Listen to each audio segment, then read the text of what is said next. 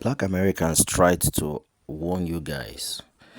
Foundational Black Americans kept speaking up to you immigrants, and you guys wouldn't just listen. Now the chips are down, the numbers are counting, and all of a sudden, you guys want Black Americans to begin to speak up and to take your sides. And Black Americans are saying, no, we are not going to do that. We warned you. But you guys thought that we know everything. We've been here longer than you and we know how the system runs. And that is the reason why we kept sounding the alarm all this while. So Black Americans are saying that we are not going to fight your fight. You guys fight your battles. You made the choices. You're going to fight your battles. Welcome again to my YouTube channel. All credits to regional content creators and skits that we'll be sharing in this video. We are going to be looking at reactions by migrants and foundational Black Americans. So let's dive right into the videos, guys. Usually, I don't really get on here and talk about serious matters. We obviously what's going on here in America. And as someone who is getting ready to go back home for a vacation, one, I'm nervous because I'm hopeful that I still get to have vacation. But home for me is California. I was born and raised in California, and I see all of the ICE mass deportations that are happening there. And what is most concerning to me is coming across videos here where there are African Americans voicing how they feel that this should be our fight. This is not our fight. We did our part. The day we stood 10 toes down was the day we went into those voting booths and voted the right way. Trump stated his entire election exactly what he was going to do. Yet alone, he made fun of the Latino community at his rallies.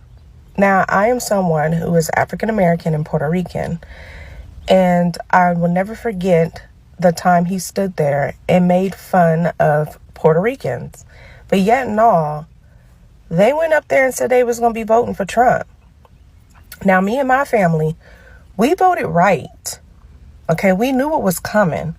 I don't see how this is a stance where everybody else needs to get involved when you actually asked for this. It was in your face the entire election. So, no, this is not our fight.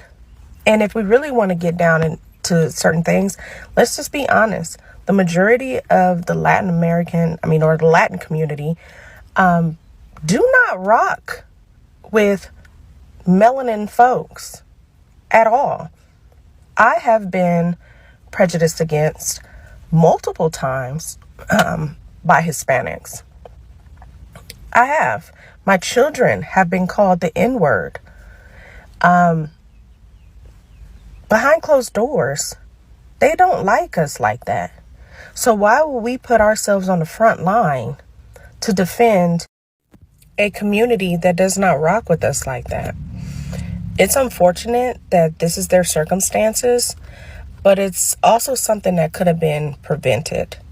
I think what is being really obvious is that that community did not want necessarily a person of color and yet alone a woman in that position. And it shows. But unfortunately, this is the outcome of that decision. You have to deal with the consequences. And on that note, anyone who voted for Kamala Harris in that voting booth that day, this ain't your fight either. Keep that in mind. They need to start reaching out to everybody who stood 10 toes down, deep in with them when they went there and they voted for Trump. Leave everybody else alone. We are on leave. Okay, so this video is going to be my 2 cents on the Black people who are saying, Black people, this isn't our fight, in response to the LA protests. And I'm going to be saying all of this as someone who wasn't born in America. I was born in Haiti, but I came here when I was 2, basically almost 3, so almost 21 years at this point. To me, all of this is coming from a place of willful ignorance. And I'm not even going to say uneducated, because if you're uneducated, you have the capacity or the want to get yourself educated, but willful ignorance, you are standing 10 toes down in your ignorance. And this is quite literally what it is. It's willful ignorance. I say willful ignorance and not being uneducated because whenever a black person or black people bring up the fact that black people are 3 times more likely to not even be detained by ICE but deported by ICE, the response is always to ask if it's a black American or a black immigrant. And as they're awaiting the response to their question, they are in their minds deciding if they should care or not, depending on the answer to their question. And if they hear it's a black immigrant, they automatically turn their brains off because they only care about a certain type of black person. And any black person or any black people who only care about a certain type of black people are a danger, a straight up danger to the black community. Because if they are only contingent on if the person is a black American, that means for lack of a better word, solidarity with the rest of the black diaspora is transactional. That was the word I was looking for. And one main talking point a lot of black people have with this whole topic is the fact that a lot of non-black Latina and or Hispanic people are anti-black. They don't actually care about that. Trust me, they don't care. Because if they did, they would be able to call that out while also recognizing that black people are the most impacted by his anti-immigration policies. These types of people don't care if 2 things can be true at once, meaning you can call out anti-blackness within other communities while not throwing other people within your community under the bus. And that is all that these black people are doing when they say, black people, this is not our fight. One last thing before I stop talking, but this is clearly FBA/ADOS rhetoric, and if anyone who doesn't know what that is, it means foundational black American/American descendants of slavery, and that is essentially a I'm not even gonna say group, cult like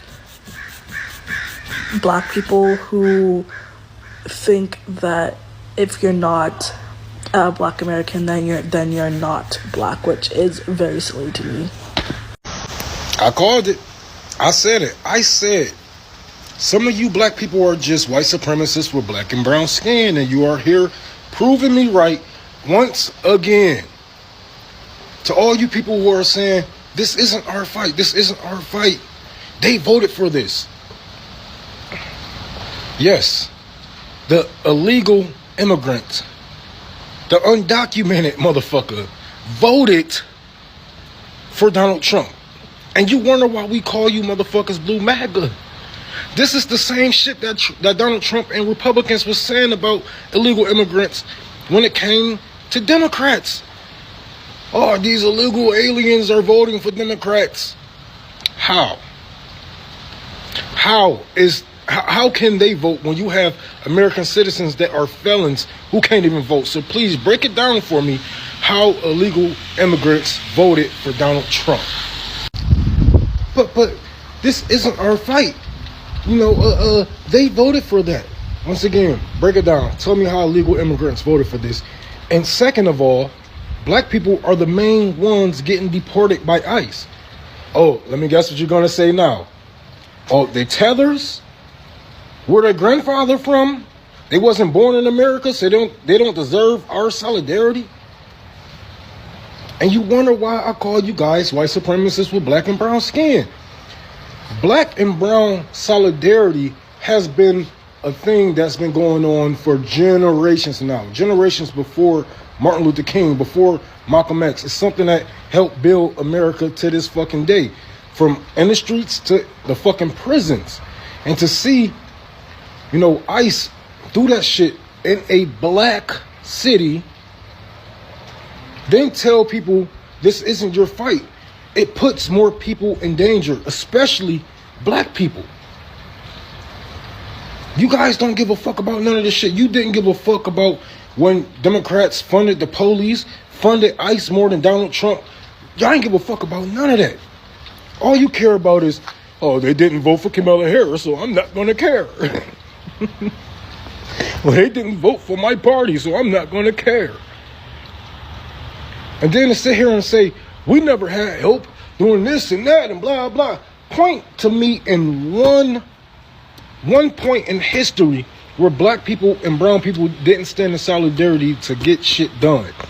And I know there's tension amongst our communities, but this is the right time to break down those barriers and rebuild walls of solidarity with our people.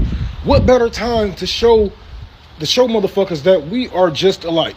We go through the same things and we have one perpetrator that is the US of fucking A. And I'm gonna say this, some of you are way too black to be that patriotic, bruh. You waving the American flag like that is not a sign of terrorism. Like it's not soaked in our ancestors' blood, sweat, and tears. What the fuck are you proud about of being an American? You're talking about the US of A. It's your country. The same motherfuckers who enslaved your people. The same motherfuckers who still got your people enslaved in the prison industrial complex. This is your country? I can't tell. You don't run shit. We ain't got no strongholds here as black people in America. What the fuck you proud about? What the fuck is you so proud about? Across this app, I keep seeing people ask Black Americans, what have immigrants ever done to you? So here's the truth, because we are not going to keep pretending immigrants are automatically innocent just because supremacy is the bigger villain.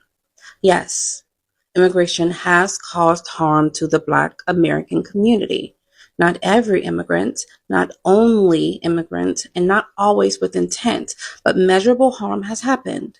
Economically, many employers have chosen immigrant labor at lower wages instead of hiring Black workers at fair wages. That choice has reduced opportunities for Black workers in the job sectors where we have historically been concentrated. That is a harm. Politically, as immigrant populations grew, major parties shifted their promises, their attention, and resources toward new voting blocs. The Black agenda has been repeatedly deprioritized as politicians calculate numbers rather than loyalty. That is harm. Culturally, Black American creativity has been used globally as a resource, while Black Americans are erased as origin. At the same time, many immigrants adopt negative stereotypes about Black Americans when they arrive because they learn quickly that distancing from us provides social benefits in this system. That is a harm. Geographically, the pattern is the same across multiple cities. Long-standing Black neighborhoods lost their population share and cultural control as new communities with greater economic leverage moved in. Gentrification and repopulation and both resulted in Black displacement. That is a harm. Socially, immigrants did not enter a neutral landscape. They entered a country with an existing racial order that rewards those who rise above Black Americans, whether conscious or not. Many participated in that reward structure. That is a harm. And the only reason this conversation is treated like a taboo is because Black Americans are allowed to blame supremacy, but not allowed to acknowledge lateral harm from anyone else. We are allowed to hurt. We are just not allowed to name who contributed to the harm unless the answer is people. That is not hate. That is not xenophobia. That is not jealousy. It is displacement layered on top of sacrifice. Black Americans built what we built under terror and brutality, and everyone else arrived and benefited from that foundation. And when we say protect our share, protect our identity, protect our cultural space, we are told we do not get to decide. That is a harm. No one is asking immigrants to leave this country. Well, some people are, but I'm not. Not all of us are. No one is asking immigrants to undo history or carry guilt for what they didn't personally do. What is being asked, and has always been asked, is simple. Acknowledge the part you play in continuing the harm, whether you meant to or not. This has always been about accountability and acknowledgement. If accountability feels like an attack, ask yourself why you're willing to abandon being the harmed class in your own country just to become part of the system that harms us in this one.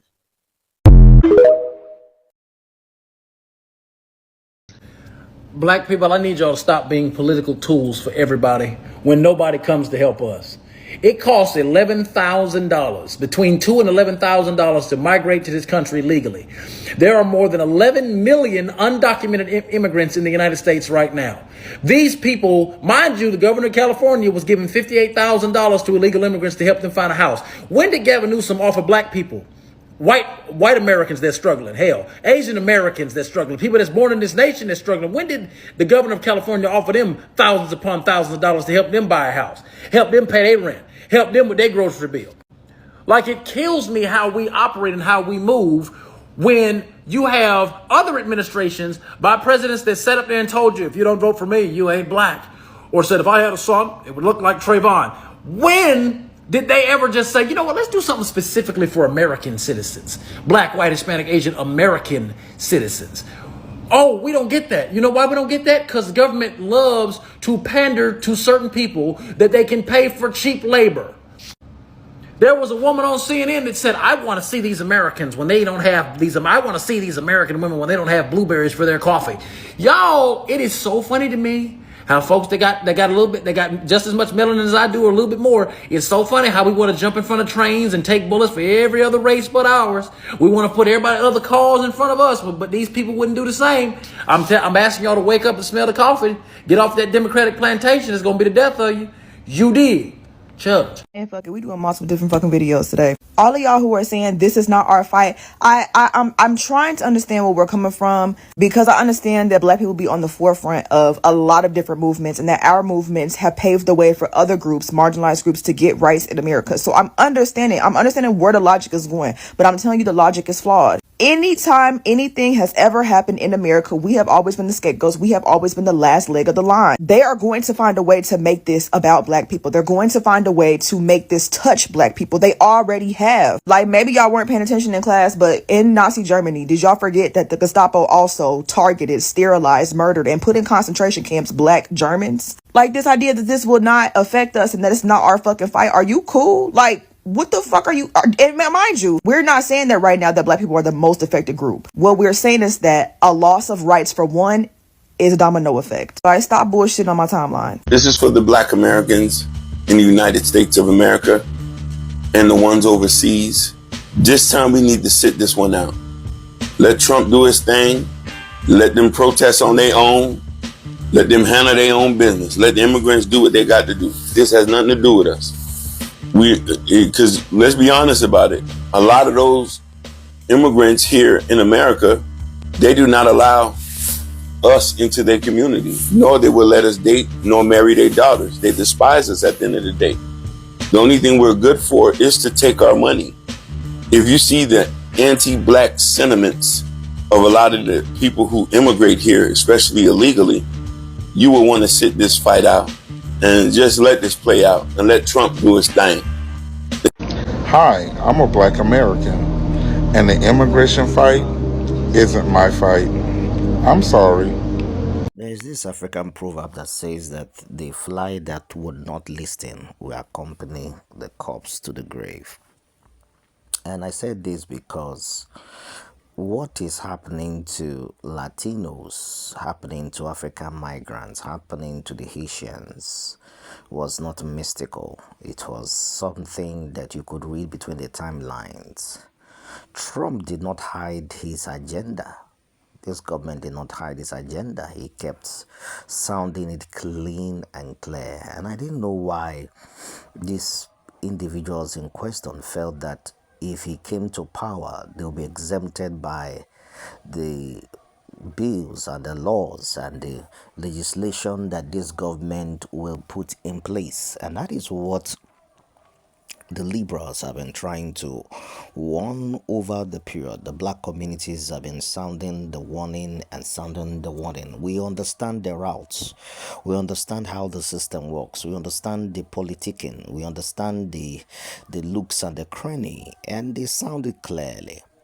And in his campaign trips, he said it again and over and over and over again. And I don't know how you guys felt that if he comes to power, it will turn out to be something different. Literally, the question is, what do you really want black Americans to do right now? What do you want them to say? What do you want them to defend when it is quite obvious to the blind and audible to the deaf that the disaster, the harm has been done?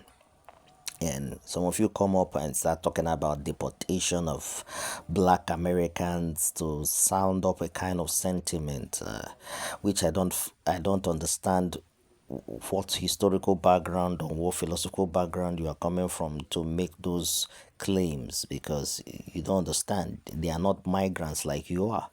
So deport them to where? Mississippi? Deport them to California?